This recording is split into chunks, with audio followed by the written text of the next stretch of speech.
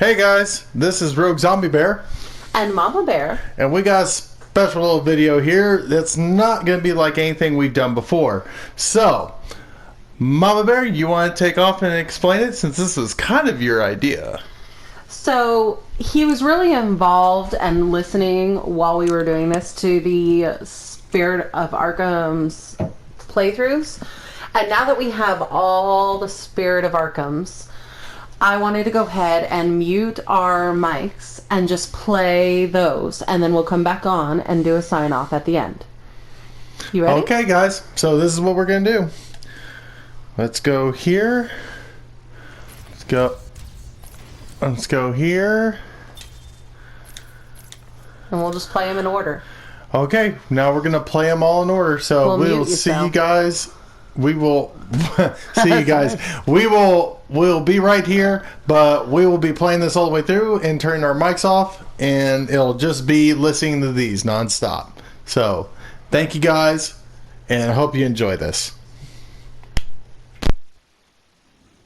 I am the spirit of Amadeus Arkham.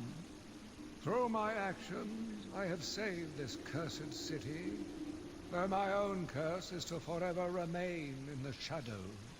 My story is carved into the very soul of Arkham, and will only be revealed to those dedicated enough to discover it.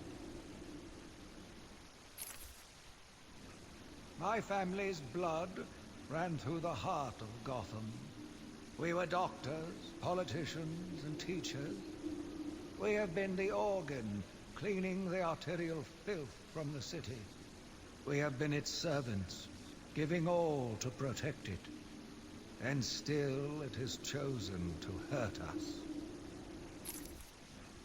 As Gotham's veins slowly filled with pain and suffering, the effects were felt everywhere.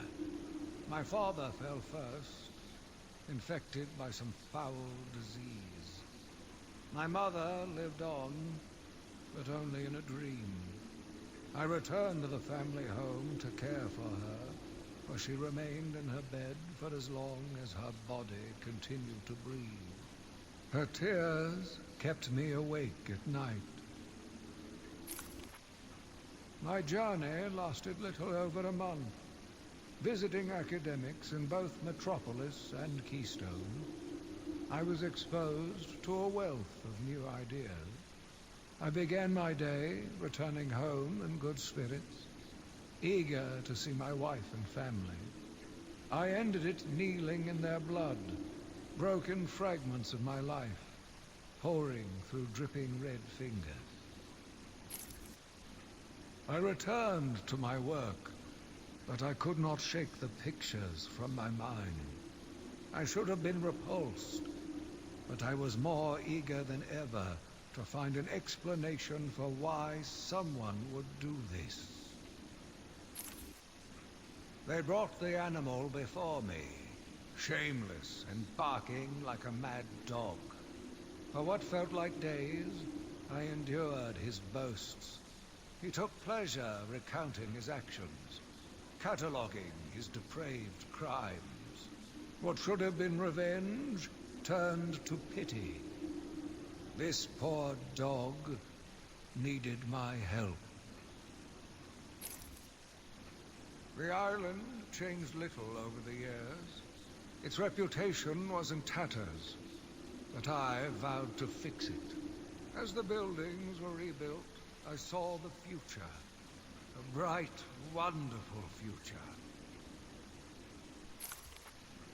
New brick, metal and paint covered old wounds. Fresh blood was injected into the body. Bright new minds came, and all swore to uphold our promises. We all knew we were the ones to fix this city, and the city would thank us. My family's killer stood in front of me. Years of therapy have deemed him sane. I was proud to see him walk free. In exchange for his liberty, the state required only a signature. He talked about wanting to walk in a park, how he longed to feel fresh air on his face. And then he took my father's fountain pen and killed my secretary. As he was subdued, he screamed out, pleading for forgiveness, for pity. But I had none. I watched as guards beat him to a stain on the floor. Spring was a turning point, a new beginning, a glorious realization of my true destiny. My family's killer perished in an unfortunate accident. These animals cannot be cured. Like dogs, they only respond to discipline. And if that fails, then I was afraid that these accidents would have to continue. I took a walk around my island. I passed by the penitentiary and felt nauseous at the thought of the filth it contained. I looked out over the Gotham Bay, and in the distance I saw lights. No doubt boats bringing more filthy degenerates to my city. I swore again to protect her from this darkness. I argued with the latest group of young, eager doctors. They bored me with theories and ideas, proving that they had no theories on how to cure these animals. Only one shared my vision. I offered her the chance to explore her dreams. She accepted. We'll make a good team. The Gotham police dragged a new patient to the island. They said he was responsible for the disappearance of hundreds of the city's vagrants.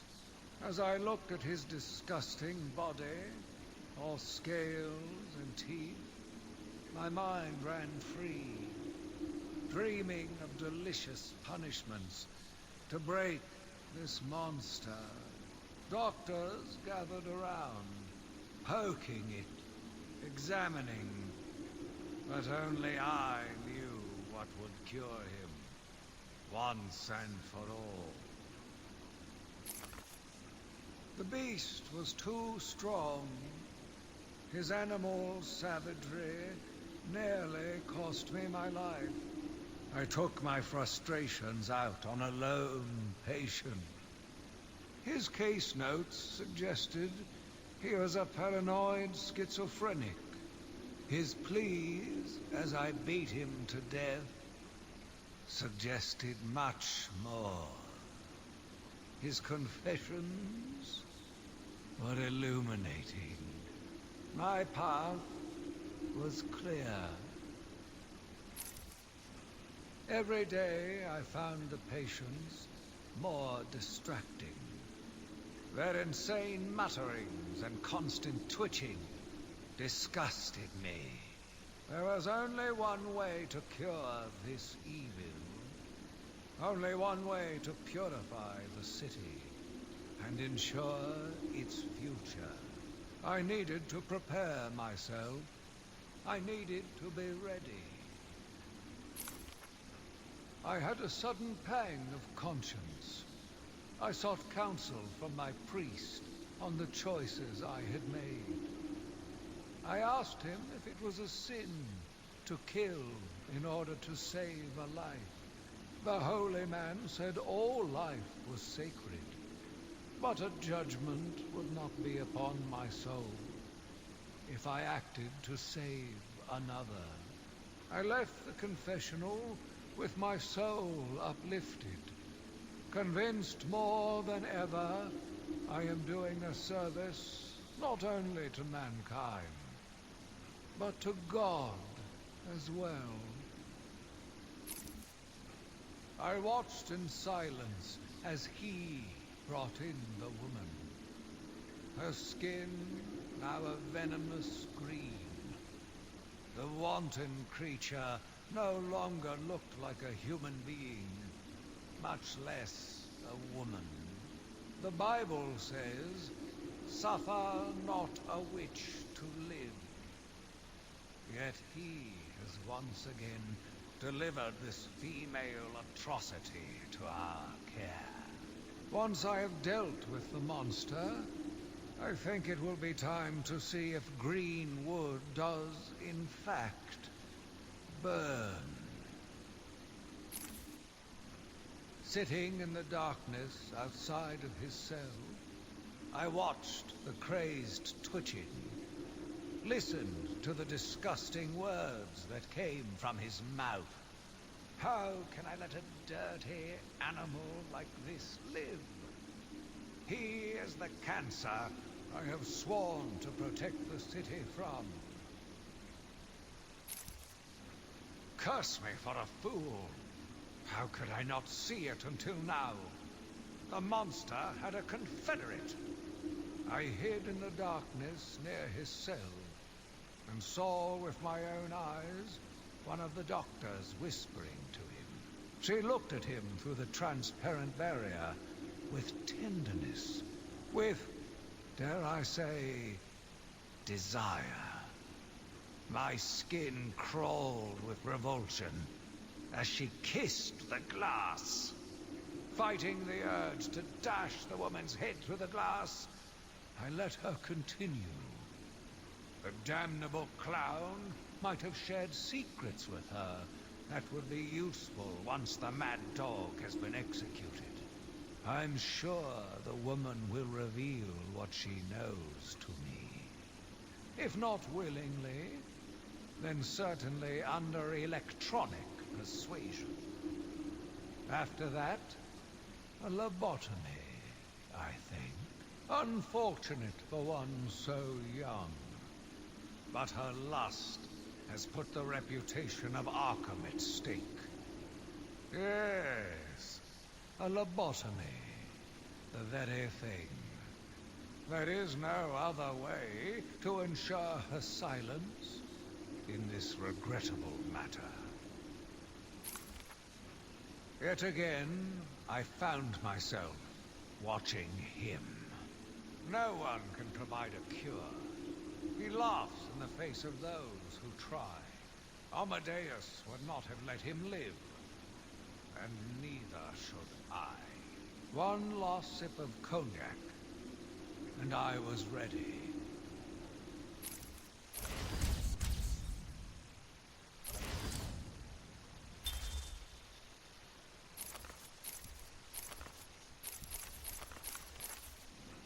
He watched as I entered the cell.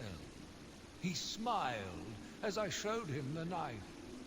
I told him how I will use it, how I will cleanse this city. And then, terror. I was paralyzed. I struggled. I screamed, but I was silent.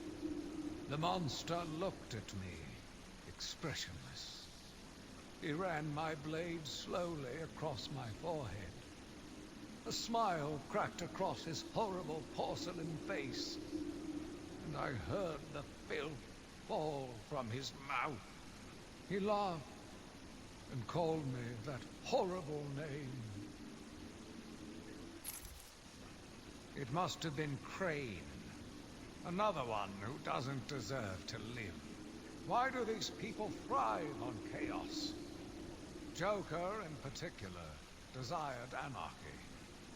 And since his escape will no doubt wreak it upon my city, I feel this is the end for my diary. Joker will be recaptured. My story will be told. I am not afraid. If Arkham becomes my cell, then I will know I did my best. I will be remembered. I am the spirit of Amadeus Arkham. Even though Amadeus had long since passed, his spirit lived on, surviving, moving through the walls of his asylum. When it chose me, I felt proud. I was honored to continue his work, to cleanse this city. If you are strong-willed enough to follow my tales, You are strong-minded enough to deduce my identity. Come and find me, friend. Together, we will save Gotham. My name is Quincy Sharp, the spirit of Amadeus Arkham. You have done well to decipher my story, and I pray it has helped you on your path. I trust that through my writings you will do what is right. Please, I implore you, continue my work. This city deserves a savior. Continue my work.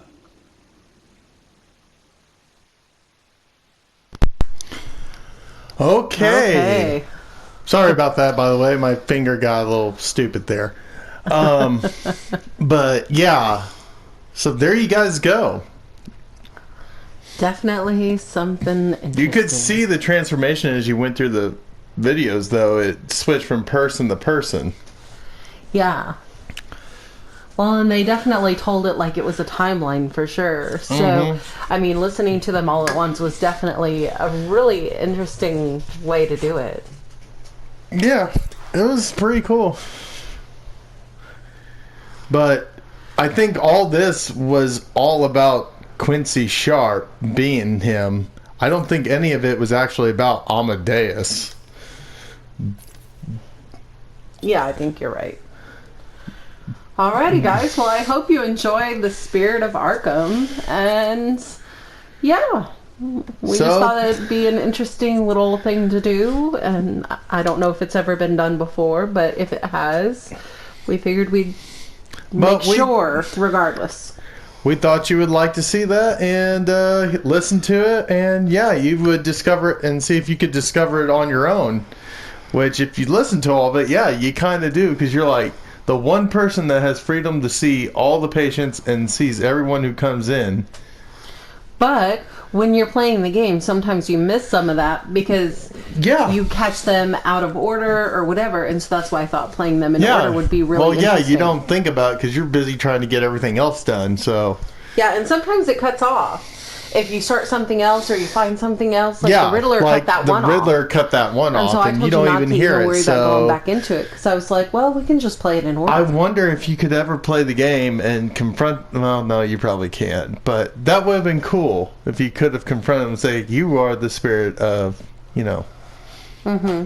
Amadeus and whatever." But anyways, it was cool. So I hope y'all enjoyed it. I enjoyed it. I was sucked into it. Thank you guys, and I'm sorry again about the little finger play there. I think that's exactly why it happened. He got so sucked in, he was like locked on. And even though we had our mics off, I had said a few things, and he was oblivious. He was sucked into what was going on and listening to it as well, which I figured. And that's what gave me the idea that maybe we should try this and allow everybody to enjoy it together. I think we all enjoyed it. I hope y'all did. And yeah, this is the end. This is the end of Batman right here, Arkham Asylum. So we completed everything on Batman Arkham Asylum. The only thing we haven't done is like the challenge deal with all the Predator challenge and all that kind of stuff. But I mean, if you play the game and beat it and do all the completionness, you can guys play that yourselves. All it is like a little arena challenges deal, just like in the third one. Yeah. So Arkham Knight and all that. It's all the same stuff. It's just this one's older, so it's like it's the predecessor to all of that. So yeah, we'll see y'all next time. This is Rogue Zombie Bear and Mama Bear, and we're signing off here. We hope y'all enjoyed this, and we hope y'all enjoyed the playlist of Batman Return to Arkham Asylum, and see the whole playthrough. So, thank you guys. We'll see y'all next time. This is Rogue Zombie Bear and Mom Bear signing off.